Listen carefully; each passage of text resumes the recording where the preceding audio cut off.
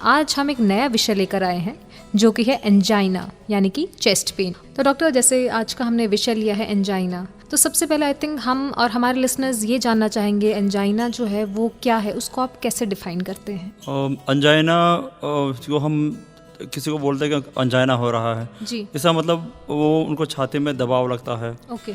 और किसी को दबाव लगता है जी। किसी को भारीपन लगता है जी। किसी को दर्द होता है। जी। ये सभी लक्षण एंजाइना की कैटेगरी में आते हैं। ओके। आमतौर पे जब आर्टरी में ब्लॉकेज होता है जी। तब छाती में भारी लगता है या दर्द होता है जी। और वो लेफ्ट आर्म में चला जाता है जी। और कुछ लोगों को दाढ़ी तक भी जाता है, चिन तक जाता है। ओके। तो ये पेन कभी कभी एपिगस में ऊपर के हिस्से में पेट में भी आता है। जी। तो जी। कई बार एसिडिटी से अलग बनाना मुश्किल होता है। तो कई बार लोग समझते हैं कि एसिडिटी हो रहा है जी, बजाय जी। कि एंजाइना हो रहा है। ओके। तो डॉक्टर, एक लेमैन लैंग्वेज में हम ये कह सकते हैं कि जो एंजाइना जो है वो एक चेस्ट पेन है, छाती चेस्ट का। हाँ, ये छाती का पेन है। जी। वो ज़्यादातर लोगों को छाती में पेन होता है। जी। बुजुर्ग लोगों में ये छाती में पेन कई बार नहीं होता है। ओके। वैसे ही शुगर के मरीज को भी छाती में कई बार पेन नहीं होता है। ओके। बट आपने बिल्कुल सही कहा कि ये छाती को दर्द को हम एंजाइना कहते हैं। ओके। तो डॉक्टर, जैसे अभी आपने एक बहुत ही अच्छे तरीके से आपने डिफाइन किया कि एंजाइना क्या है। आई थिंक हमारे जितने भी लिसनर्स हैं वो समझ गए होंगे कि आम भाषा में अगर हम बात करें तो एंजाइना जो है वो एक चेस्ट पेन है, छाती का दर्द है।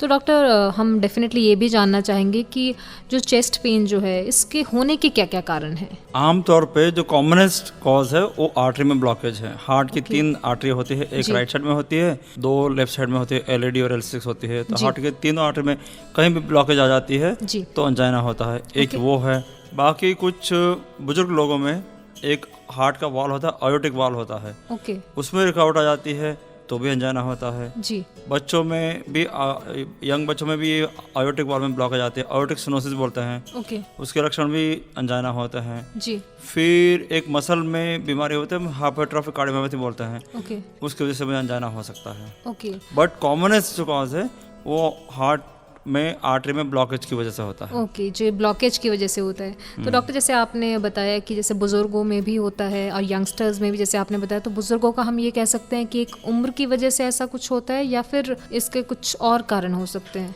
बुजुर्ग में 2 वजह हो सकते हैं। उम्र, जैसे आपने बताया फरमाया कि उम्र की वजह से, जी। जैसे एज बढ़ती जाती है, जी। वैसे एक आयोटिक वाल्व में कैल्शियम डिपॉजिट होता है, वो एज की वजह से है। ओके। उसको हम डिजेनरेटिव चेंजेस बोलते हैं। जी। उससे एक वाल खराब हो जाता है। ओके। और बाकी तो एक आर्टरी में ब्लॉकेज है वो तो जी। 5th डेकेड में हो सकता है, 6 में हो सकता है, 7 में हो सकता है। जी। जैसे जैसे उम्र बढ़ती जाती है वैसे वैसे चांस बढ़ते जाते हैं। जी। जी।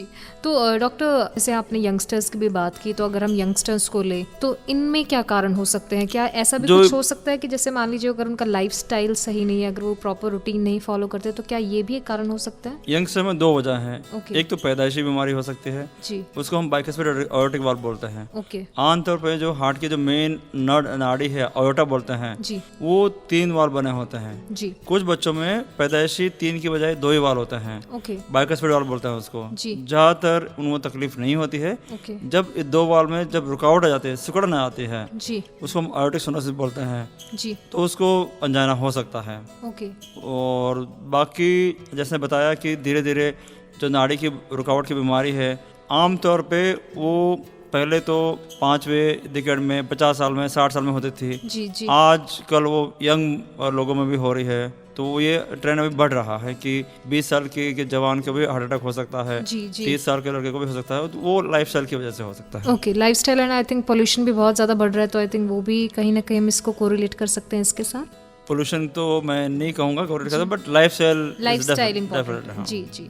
तो डॉक्टर, जैसे आपने इसके रीजंस बताए कि ये रीजंस हो सकते हैं अगर एंजाइना के लिए, अगर हम इसके सिम्टम्स जानना चाहें, आई थिंक हमारे लिसनर्स जो हैं वो भी जानना चाहेंगे, अगर बाय चांस अगर ऐसा कुछ प्रॉब्लम होता है तो कैसे वो पता कर सकते हैं कि हम शायद ये प्रॉब्लम हो सकती है? इसमें एंजाइना पेन जो है बहुत 2-3 तरीके से हो सकता है। ओके। जो सबसे टिपिकल है और जो आमतौर पर होता है, वो किसी को लेफ्ट साइड में छाती में दबाव होता है, पेन शुरू होता है, वो परसिस्टेंट रहता है। जी। कुछ मिनट के लिए रहता है। जी। और फिर कुछ ना करो तो धीरे धीरे बढ़ता जाता है। ओके। और वो पेन लेफ्ट हाथ में चला जाता है, लेफ्ट हाथ में? जी। लेफ्ट आर्म में, आर्म में? हाँ, ओके। हाथ में। जी। या किसी को चिन में चला जा सकता है, दाढ़ी में चला जा सकता है, ओके और किसी पेट के ऊपर हिस्से तक चला जा सकता है। जी और उसको रिलीफ ना करो तो फिर वो धीरे धीरे फिर हार्ट अटैक में कन्वर्ट हो जाता है। ओके एक तो वो हो गया। जी कुछ लोगों को पेन की वजह से सिर्फ दबाव लगता है, जैसे कि छाती पे किसी ने ईंट रख दिया, पत्थर रख दिया हो, जी, जी। ऐसा दबाव लगता है, भारी, उसको भारीपन कहते हैं। ओके और भारीपन भी जो जकड़न कहते हैं, ओके। वो भी हो सकता है। जी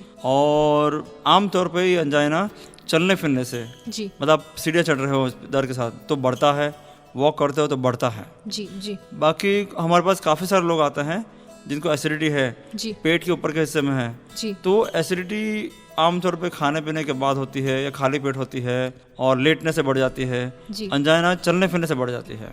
ओके तो कई बार एसिडिटी के मरीज और अंजाइना के पेन को डिफ्रेंशिएट करना, अलग करना बहुत मुश्किल होता है। ओके एक बार जरूर सहनी चाहिए कि मसल पेन जो होता है, जी जो हम सुई चुभती है 1 सेकंड के लिए आती है, 2 सेकंड के लिए, ये अंजाइना नहीं होता है, वो आमतौर पे मसल की वजह से होता है। जी जी आई थिंक इन सभी बातों का हमारे जितने भी लिसनर्स हैं आप ध्यान रखिएगा। जो जो सिम्टम्स डॉक्टर ने बताए हैं, अगर आपको कोई भी एक ऐसा सिम्टम नज़र आता है तो आप डेफिनेटली डॉक्टर को दिखाएं, तुरंत डॉक्टर की सलाह ज़रूर लें। तो डॉक्टर, जैसे आपने बताया था कि यंगस्टर्स में एक लाइफस्टाइल हो सकता है एक कारण जो हम बात कर रहे थे, आपने ये भी बताया कि इसके कुछ सिम्टम्स आप बता रहे थे। तो डॉक्टर, मान लीजिए अगर किसी को चेस्ट पेन हो जाता है तो कितनी देर तक वो, अगर मान लीजिए कहीं बाहर हैं, डॉक्टर के पास नहीं जा पा रहे हैं, तो कितनी देर तक वो घर पे कुछ ऐसा ट्रीटमेंट ले सकते हैं या उनको तुरंत ही डॉक्टर को दिखाना चाहिए?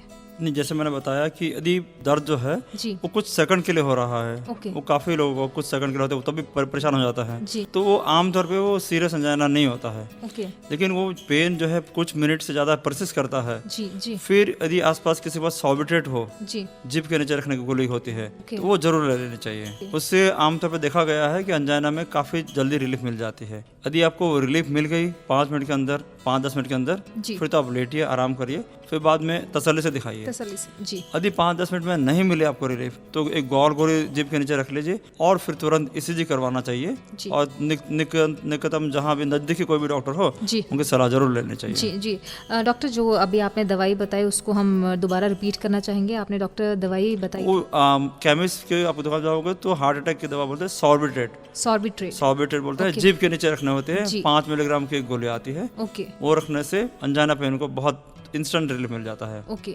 तो लिसनर्स, सॉर्बिट्रेट जो मेडिसिन है डॉक्टर ने बताई, वो आप केमिस्ट से ले सकते हैं, उनको पूरी तरह बताकर ही कि जो जीभ के नीचे रखते हैं और चेस्ट पेन के वक्त लेते हैं, तो कुछ देर के लिए आप वो ले सकते हैं अगर आपके आसपास कोई डॉक्टर नहीं है तो।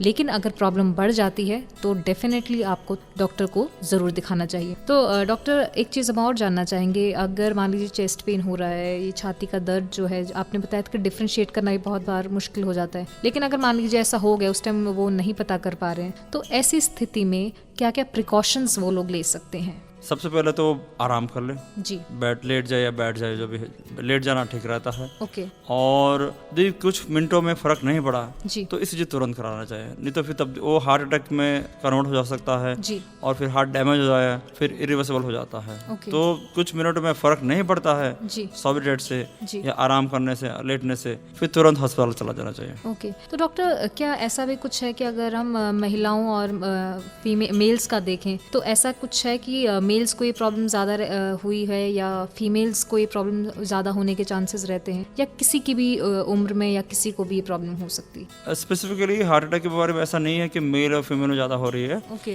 पहले कहा गया था कि लेडीज़ को प्रोडक्शन था, ओके लेडीज़ में कम होता था, जी वो इसलिए कि उनको हार्मोन्स की वजह से उनको पीरियड्स आते थे, जी तो हार्मोन्स हार्ट अटैक को प्रिवेंट करते थे। ओके अनफॉर्चुनेटली वो आजकल धीरे धीरे उसका असर कम हो रहा है, ओके शायद वो खान पीन की लाइफ स्टाइल की चेंज की वजह से ओके वो इफेक्ट कम पड़ रहा है। जी तो दोनों में हो सकता है। जी जो पहले जो पाया गया था कि लेडीज प्रोटेक्टेड थी, कि इनको सपोज महावारी आ रही है, जी तो कहते हैं कि आमतौर पे उनको हार्ट अटैक नहीं होगा। हाँ जी, आई थिंक ये वो बहुत बार हमने भी जी, सुना है डॉक्टर। वो अब धीरे धीरे कम हो रहा है ओके। और लोगों को इसमें पीरियड्स आने के बावजूद जी। भी उनको हार्ट अटैक हो सकता है। जी तो आपने बहुत अच्छा सवाल किया। जी। लेडीज़ हो या जेंट्स हो, किसी को भी कुछ मिनट से ज़्यादा तकलीफ हो, टेस्ट ज़रूर कराने चाहिए। जी जी डॉक्टर, आई थिंक हमारे जितने भी लिसनर्स हैं उनको ये पता चल गया होगा दोस्तों कि अब ऐसा नहीं है जैसे पहले होता था कि महिलाएं ज़्यादा प्रोटेक्टेड रहती थी, लेकिन आजकल हर कोई बराबर है। ये प्रॉब्लम जो है वो किसी को भी हो सकती है। डॉक्टर, एक चीज़ और जानना चाहेंगे हम,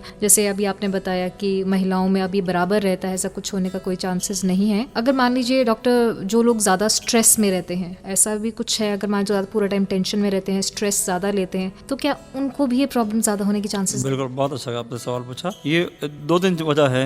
एक तो हम बहुत एम्बिशियस हो गए हैं, हम जल्दी जल्दी पैसे कमाना चाहता है, हम खाने पीने में ध्यान नहीं देते हैं, हम जो भी हम इतने व्यस्त रहते हैं एम्बिशन के चक्कर में कि मुझे जल्दी नौकरी चाहिए, मुझे जल्दी पैसा चाहिए, तो हम जो फास्ट फूड बाहर का खाना खा लेते हैं, एक्सरसाइज कम करते हैं, स्ट्रेस बहुत लेते हैं। ये सब की वजह से बीमारी बढ़ती जा रही है। और इसीलिए इतना स्ट्रेस की इम्पोर्टेंस इतनी है कि आपको पता ही होगा कि इतने सारे डिस्ट्रेस करने के लिए ऑर्गेनाइजेशन बने हैं। जैसे मैं आपको 3-4 एग्जांपल बताऊं, ब्रह्मा कुमारी इसका मेडिटेशन प्रोग्राम है, ईशा फाउंडेशन है गुरु सतगुरु का, उनका ऑर्गेनाइजेशन है, श्री श्री रविशंकर बेंगलोर में है, उनका है। तो आप ये क्यों बने हैं? उसी के लिए स्ट्रेस कम करें। जी, आई थिंक डॉक्टर आपने बहुत सही बात बताई। पहले इतने ज़्यादा ये डी स्ट्रेस सेंटर्स नहीं होते थे, लोग अपने आप ही डी स्ट्रेस हो जाते थे, वो कुछ ना कुछ करते रहते थे।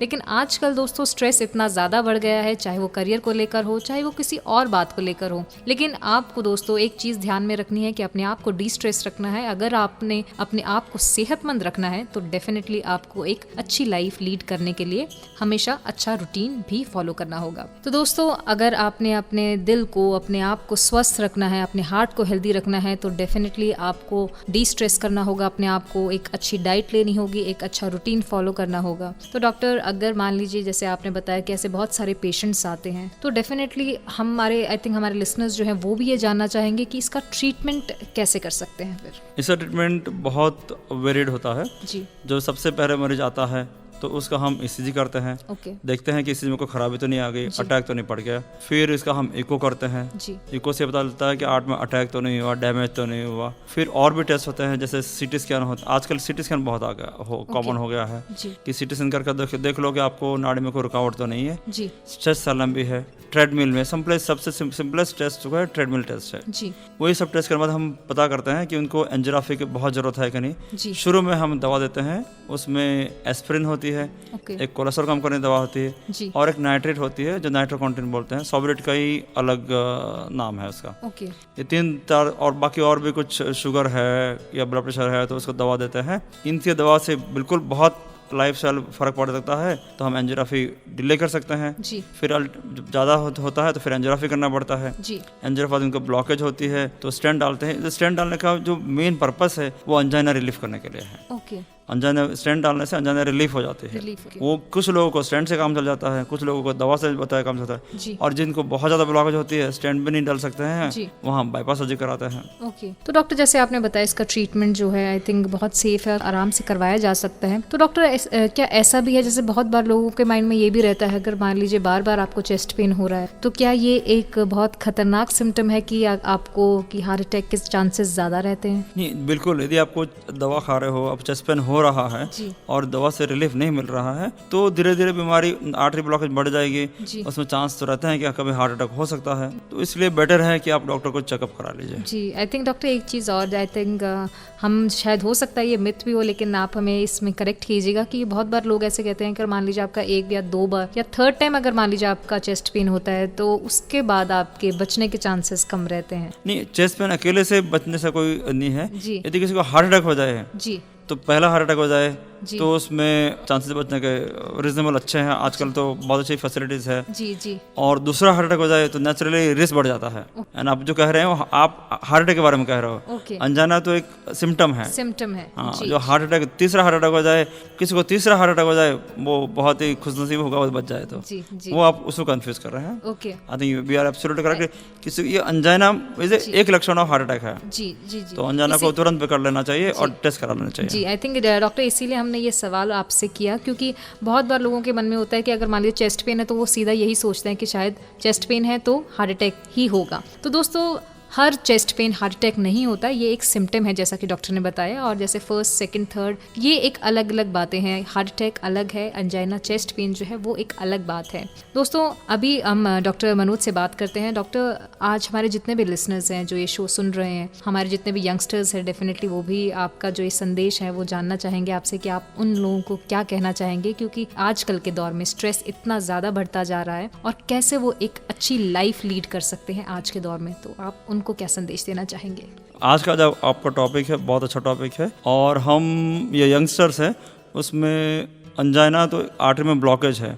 आमतौर पे वो 40-50 साल में होना चाहिए, लेकिन वो 20 साल का जवान भी बहुत जागरूक है और वो 1 सेकंड पेन कहीं हो नहीं गया, मसल पेन, वो भी आज फटा के चले आ जाता है। डॉक्टर साहब ECG करा लो, इको करा लो, हार्ट अटैक तो नहीं हो गया। तो कुछ फ्यू सेकंड्स के लिए होता है, आमतौर पे हार्ट अटैक का बीमारी नहीं होता। दूसरा, पेट में अपर पार्ट होता है, एसिडिटी की बीमारी भी हो सकती है जी। वो भी यंग स्ट्रेसफुल लोग हैं, यंग लोग हैं, उसमें भी एसिडिटी बीमारी काफ़ी कॉमन होती है। और बाकी जैसे आपने बिल्कुल सही फरमाया कि यदि हम केयरफुल ना रहें, हमने लाइफस्टाइल ठीक नहीं रखी, तो धीरे धीरे हमारे अंजाइना होना है और बाद में हार्ट अटैक होना है। तो हम सेहतमंद रहेंगे तो बिल्कुल ये अंजाइना दूर रहेगा हमसे। तो thank you so much doctor कि आज आप हमारे स्टूडियो में आए और एक इतने अहम विषय पर आपने हमारे सभी लिसनर्स को जानकारी दी, उसके लिए आपका बहुत बहुत शुक्रिया। Thank you for inviting. Thank you sir.